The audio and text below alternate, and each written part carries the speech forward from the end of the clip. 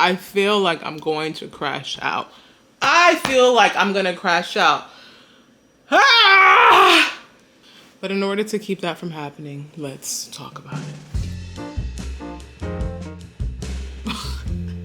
Is this TMI? Is this gross? I don't know.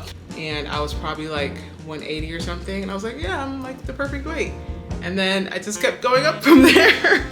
I'm gonna glance and look. Obviously you have eyes, but why do we need to stare? That kind of started the whole like, maybe I should learn how to read the Bible for myself.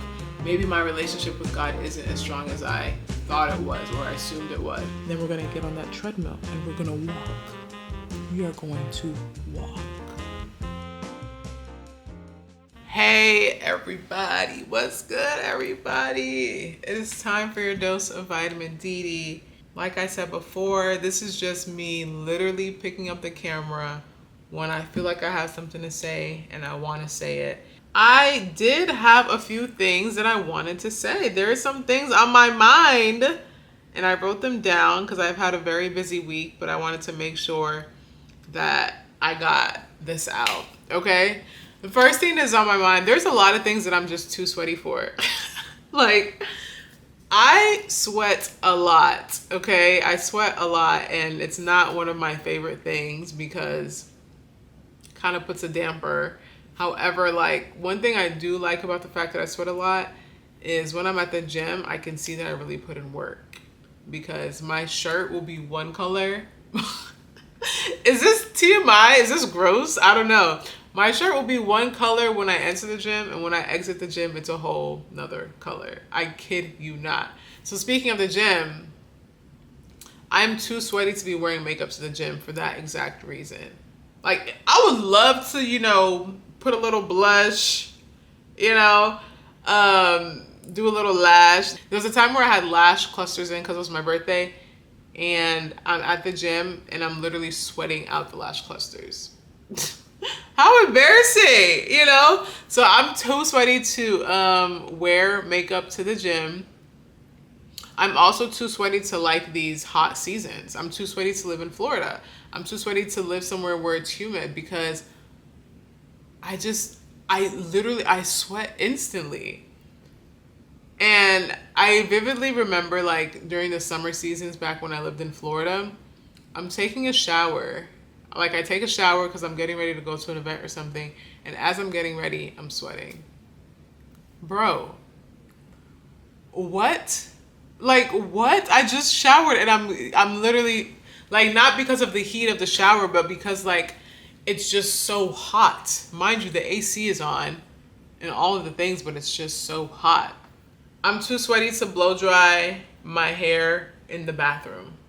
I don't do it anymore. Even here living in Atlanta, when I wash and blow dry my hair, I'm blow drying my hair in the living room because I need a lot of space. The bathroom is too confined of a space and I'll just start sweating. And my hair will be poofing up as I'm drying the hair down. Like, make it make sense, bro. So I just sweat. I sweat so much. That's why I love the cold. I prefer to be cold over hot. Like, there's sometimes I'm like, oh, it's too cold. Like, I need to be warm. But, like, you could just put on some more layers. You know what I'm saying? So, yeah, those are some things I'm too sweaty for. I want to talk about delayed gratification in the field of medicine and also short-lived celebrations in the field of medicine. And what I mean by that, as far as delayed gratification, that one's pretty obvious, right? The pursuit, and by medicine, I'm going to speak in my specific experience, the pursuit of becoming a physician and like the goal you want in a physician is such a long journey, right? You go through undergrad, you maybe do a master's or a post-bac, or you have gap years, and then you go through medical school. Medical school can be 4 to 6 years depending on, you know, your journey. Maybe you have some things you have to handle, you have to like take leave or whatever the case may be. And then you go through residency training. And then maybe you go through fellowship. And it's not until all of that is complete when you finally quote unquote make it, when you're finally in attending, when you're finally working on your own, right? You're not under anybody. That is so much, like, that is delayed gratification. If I don't know what else is, that is delayed gratification. And where am I on this journey? I did medical school. Well, I did college. I had 1.5 years of gap years. I did masters. I went to medical school. After medical school, didn't match. So more delay. So an extra year, and I'm now entering residency. Like, entering residency. And my residency is 5 to 7 years. That's residency. And I might do fellowship. Fellowship is like, what, 2 to 4 years? Bro, a long time is what I'm saying. A long time. Delayed gratification. So it's just interesting, like, for one, you know, we chose this. Like, nobody told me to go be a doctor. Well, my parents did urge me. I have Nigerian parents. Y'all know how that goes. But I was urged to go into medicine. However, it was like, it was put on my heart. Like, this is what I want to do with my life. And so I'm pursuing it. I don't hate it, but it's just like, it's just something to think about and something to consider. And that's just something that was on my mind. Like, the delayed gratification is so delayed. I'm ready for the gratification part. We have little sprouts of joy, but it's like we keep looking for this end goal. And sometimes I have to remind myself that there's joy in the process, right? There are lessons, there are high points, there are experiences that occur in the process that make this whole delay worthwhile. So yeah, just something to think about. If you're pursuing medicine, that's just something to think about. And the last thing I wanted to talk about today was how short-lived celebrations can really be in medicine again.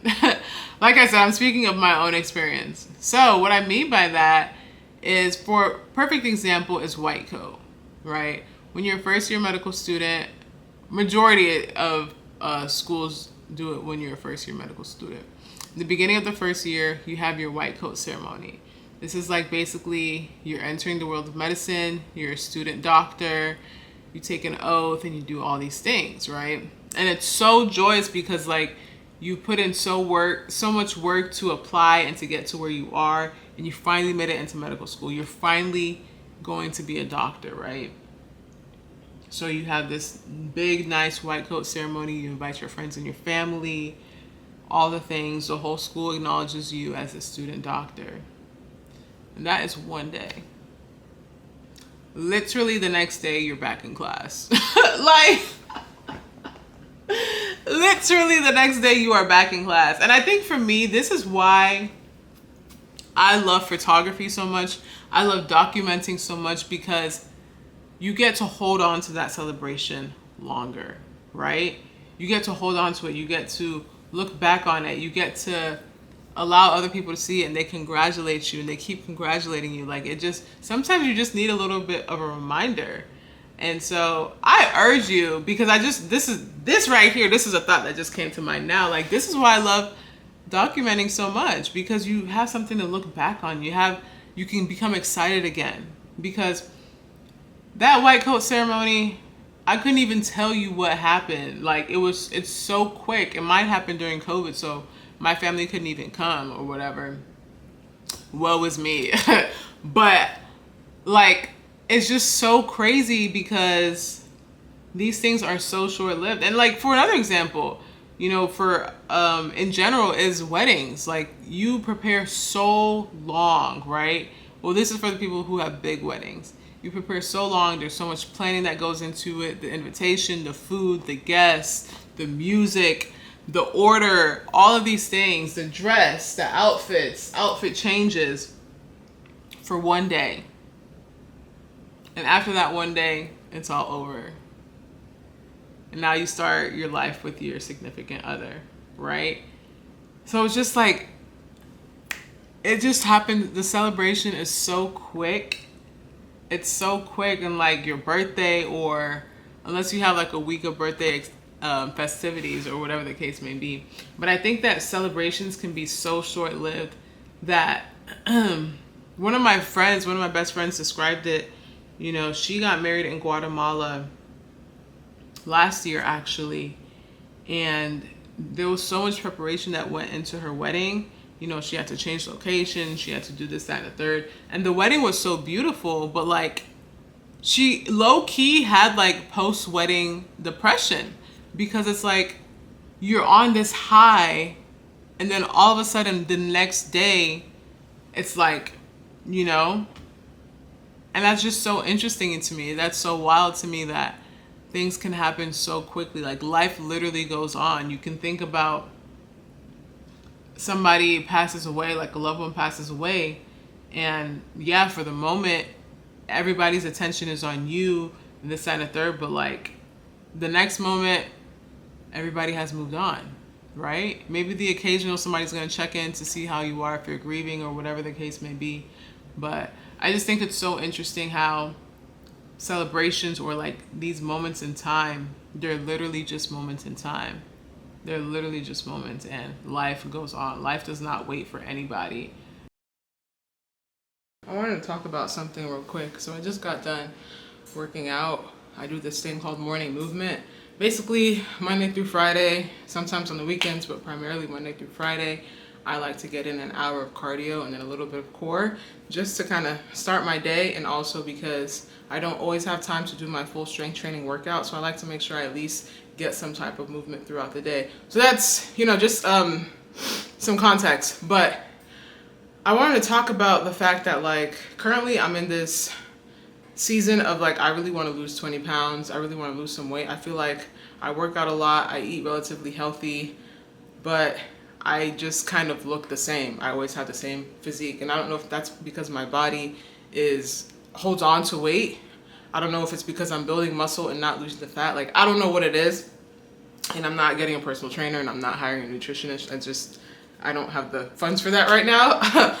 I was thinking today while I was on the treadmill, I was like, you know, there was a time where I was 220 pounds. And that's like 10 pounds more than I weigh now. I've been teetering around the 208, 209 weight range for a while. And I feel like I'm very stagnant and very plateau.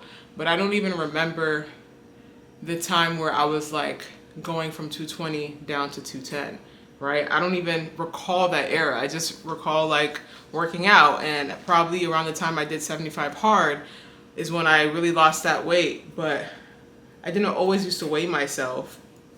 And I think I just started weighing myself because I'm like, why do I look the same? You know, the people say, take pictures, take progress photos, yada, yada, yada. And I just feel like I keep looking the same, right? And I want to look better. I want to be snatched. I want to be slim, trim, toned.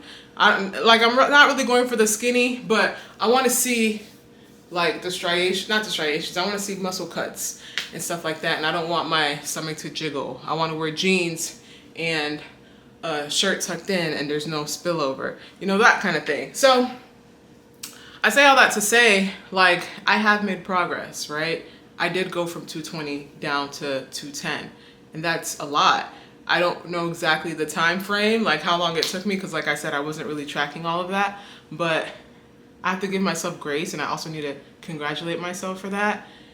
And I think that this next journey from this 210, 209, 208 down to 190, it's going to be difficult, but it's going to be a good one. It's going to teach me a lot. It's going to help with my path to gaining more discipline. It's going to help with a lot of those things. And I really just want to break 200. Like, when did I even get to 200 pounds? I just remember being in not medical school. I remember being in middle school. By that time, I was like 5'7", 5'8", and an average height for a woman who is 5'7", 5'8" is 178 pounds. And I was probably like 180 or something. And I was like, yeah, I'm like the perfect weight. And then I just kept going up from there. I just kept going up from there. And granted, like, that was a long time ago. So obviously you're going to gain weight. And obviously I am a little bit taller than I was back then. So I'm not saying I hate my weight. I think when I was up in that 220, like that was definitely like a whoa, you need to chill out, sis. But I just wanted to say, like, wherever you are in your journey, if you are somewhere in your journey, and it doesn't even have to be like weight loss, it can be anything, like career wise, it could be your spiritual journey. Just trying to think back to where you were before to where you are now, you know, like maybe you restarted a certain journey multiple times, but remember there was a time where you were not as far as you were now. Because every day you do something to try or to work towards achieving those goals, that's a day that you're better than you were before. I was thinking about the art of YouTubing and like documenting your life, being out in public and all that kind of stuff. And it's a little bit annoying when people stare at you, right? Can you guys see me? Am I visible? I want to be visible when I say this because I want y'all to hear me for real. It's annoying when people stare at you, right? Because even me, when I am in public and I see somebody recording, I'm gonna glance and look. Obviously, you have eyes, but why do we need to stare? Why do we need to stare? Why can't we just look at the person? Oh, cool, they're recording themselves, and then keep it pushing. I feel like it's already hard enough for us. I'm going to say us because I'm considering myself a YouTuber at this point. It's already hard enough for us to have the courage to like go out there and have this camera on our face, right? But now you want to stare at us. And now you want to make comments like, oh, you vlogging, huh? Duh! Like, duh, yes, you know, we all know that I'm vlogging. Why do you have to ask? And like, why do you have to make this a thing? Why can't you just do your job and keep it pushing? Why do we have to stop and stare? I just feel like it's natural decency. Like, have some decorum and carry about your business. I don't know. It's just a little bit annoying. Like, a little girl also was staring at me, but she's a little girl, right? Kids have a past. They can do what they want. And she was cute because kids are cute. Like, kids can do what they want. And she was just curious. She's like, hi, like, are you vlogging? She was actually curious. She wasn't trying to be funny, none of that. Like, I saw her staring at me. I kind of glanced at her. I should have smiled. You know, I have self-reflection to do also. I just feel like as an adult, and especially in this day and age of social media, and the fact that you already know what I'm doing, like, you're not even asking like, oh, like, what are you doing? If you're curious, yeah, of course. But the stopping and staring and just trying to be funny or whatever, it's a little bit old. I'm just saying, it's old. And like, I already feel crazy holding up this camera as I walk. Now you gotta stare at me. Now you gotta stare at me? Like, come on, man, be so for real. Hey guys, ooh, almost spilled my food. I have something on my mind and hopefully I can make it quick. I have my salad here. This is a buffalo chicken salad. It's like a copycat salad from the one at Sweet Green, which is so good. And honestly, this is like my 5th day eating it and I'm still excited to eat it. So that's when you know your meal prep is really good. But I want to talk about how my life has changed as a result of going to 2819 church. So if you are on social media at all, if you are on TikTok, then I am pretty sure you've come across 2819 church at least once. If you are subscribed to my channel or if you follow me on Instagram, then you definitely have seen 2819 because I posted about them, reshared all of those things more than once. But 2819 used to be named Victory. And just a little spiel, when I first moved to Atlanta in 2019, one of my classmates gave me a list of churches to try because I wanted to find a church to go to. 2819, or Victory at the time, was the first church that I visited. And ever since I visited that church, I didn't even look at any other churches on that list. I just kept coming back. And it's funny because the first time I heard Pastor Philip preach, I was like, I wasn't really taken aback, but I was like, oh, okay, this is different. I've never heard anything like this before. But I loved what he was saying. Like, I loved that he was really diving into the word and all those things. So I stayed and I kept going. And it was very much, I go to church and I leave. I go to church and I leave. I didn't really look to church for community. I looked to church to get the word and to fill my spirit for the week. That's what I went to church for. So I would say over the course of a few years, with life experiences and also growing in my faith, it was less of, let me go get my fix for the week, but more of, man, this guy knows the word. Like, how is he getting this information? Because, like, if I read the same thing that he's reading, why does he get so much out of it? Obviously because this is his job and he went to school for this and this, that, and the third. But, like, I felt like I wasn't getting nearly as much or any type of thing when I was reading on my own versus when I was listening to him preach to me.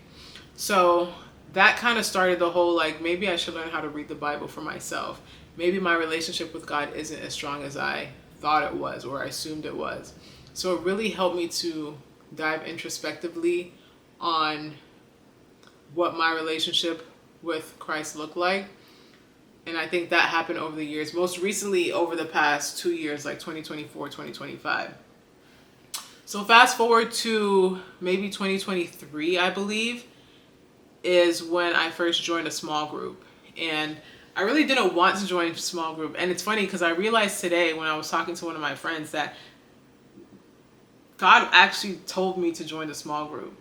He kept nudging me like, you need to join a small group. And I always had these excuses like, oh, I'm in medical school. There's no way I'll have time to do this every single week. Oh, I have rotations. Sometimes I have overnight shifts and this, that, and the third. There's no way I'll have time to join a small group because it's a commitment. And I don't want to join something that I can't commit to. However, God did not let up. So I eventually joined. And this was the first time I actually felt community. Not in the beginning, of course, because I was very to myself. I just went and listened. I didn't speak up much. But as you get comfortable around these women, they had men's and women's group. But obviously I was in a women's group. As I got more comfortable around these women, like, I was able to open up more.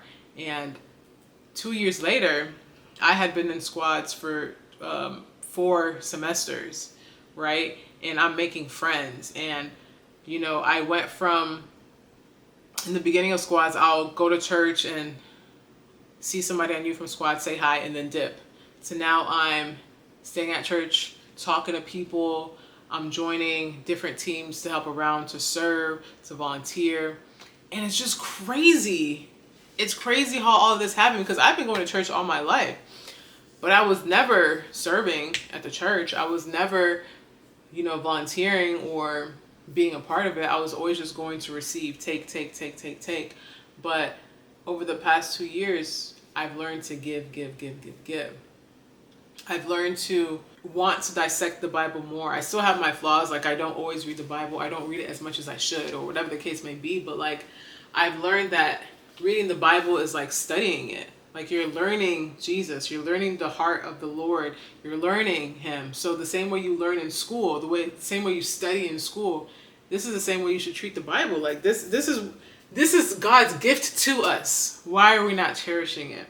So I thought that was really, that's a revelation that I had recently. Like, this church has really changed my life. And, like, while the church has blown up, so to speak, like, it's grown so fast in such a short amount of time, it's amazing to see what the Lord can really do. And I love that I can represent it, and I love that I can say this is where I go to church. And it's bittersweet that now that I feel like I've really started to grow a real community here, that's when I'm moving, right? But it's crazy because God kept me here an extra year to gain that community, right? Because I gained this community in 2024. Like, from May 2024 to now, that is when I really started to gain community. I joined the merch team. I joined the creative team. I've been in squads. Like, I'm actually making my friends out of squads, like seeing them outside of squads and outside of these small groups. And none of that would have happened if I moved a year earlier, right? God allowed me to have community. And I think that's just so beautiful. Like, he's so He's so kind. He's so kind. And I'm just so thankful that he allowed me to meet the people I've met. He allowed me to form relationships with people. He allowed me to learn from people, to grow with people, to experience people. Like, it's just so amazing. And the interactions I've had while serving for the church, like even taking pictures of people online or taking pictures of people in the gatherings, or, just talking to other people on the creative team, like, I wouldn't have had any of this if I moved a year earlier. So it's just crazy. Like, there's so many things that I've noticed about God's perfect timing, but it wasn't until literally right now that I realized that if I would have moved a year earlier, I wouldn't have had the community that I have now. Yo, yo, yo, yo, yo. I feel like I'm gonna crash out. I feel like I'm going to crash out. I feel like I'm gonna crash out. Ah! But in order to keep that from happening, let's talk about it. I have a plate of goodies in front of me. Can you see it? This is like a fake charcuterie board. I have these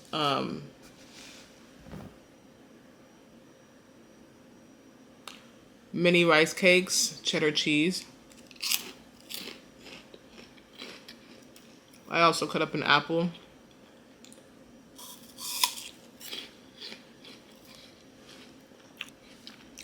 And I have these baby salami spicy version. Feeling a little bit better already, but let me tell you guys why I'm going to crash out. There's so many reasons. Number one, I need to move out of this apartment. I'm moving out. Well, I need to move out in June. It's currently April 23rd. There's one more week of April, then it's May, then it's June, and I have to be out of here. I've been living in this apartment since July of 2020. It is now April 2025. I've been in this apartment for 5 years, 2020 to 2025. 5 years now. So that means I have a lot of stuff. I got to get rid of a lot of stuff. This couch, I love the couch. Don't get me wrong. I love the couch. But I think I have to get rid of the couch. What I'm going to do is try and sell my mirror for more than the price of the Hovet IKEA mirror. If somebody wants to pay for it for like $250, then I'll sell this. That way I don't have to move it across state lines. And then once I get to the new crib, I can buy the IKEA Hovet mirror. Okay? I have all the bedding stuff. That's the bed. 2 dressers, 2 nightstands. That has got to go. I've had that for 6 years. Okay? And when I got it, it was already used. So that's got to go. So yeah. What else do I need to do? I have onboarding paperwork to do. I have to see friends before I leave. I'm mentally tired. I wouldn't say I'm physically tired, but I don't know. And then yesterday I got sick. And by sick, like my throat is scratchy. I'm congested. Like, bro, what is really going on here? What's really going on? Transition. Transition is happening. Ooh, I need a word on transition. I need some scripture on transition because Lord, get me through. The one that everybody knows, Jeremiah 29:11. For I know the plans I have for you, declares the Lord. Plans to prosper you and not to harm you. Plans to give you hope and a future. The Lord has plans for me. The Lord has plans for me. Plans for me to prosper. Plans for me to prosper and to have a future. Okay, Ecclesiastes 3:1. To everything there is a reason and a time for every purpose under heaven. Okay, I like that one too. There's a reason for everything and the right time for everything to happen. So the time is now, right? The time is now for me to move out of this space, to clean out my closet, get rid of things I'm not wearing anymore, remove dead weight. Ooh, remove dead weight, remove things that I'm holding on to. The only thing that I know for sure that I'm keeping is my TV because it was free and she's a beaut. I love my TV. What else? You guys, my lens broke on Monday, 2 days ago. My lens broke and I was ready to talk about so much. There was so much stuff on my mind. Oh my goodness, there was so much on my mind, but I couldn't talk about anything because my lens was broken. That's when the crash out was starting. And then I had so many plans on Monday, but my plans got misconstrued because I spent too much time doing one thing, and then I had no more time, and then Monday was over and I had to go to the gym. Whew, the crash out was coming. But let me tell you how good God is. Yesterday I was exhausted. Yesterday my cycle came on. Like everything that would have just said, leave it alone, don't do anything, happened. But what did I do? I went to the gym. I came home. I showered. I ate. And then what did I do? I got myself up. I booked a flight. I booked the apartment tours. And we are making progress. Finally. We are finally making progress. That's what I'm talking about. I don't want to go to the gym. Only because I don't want to drive there. Right?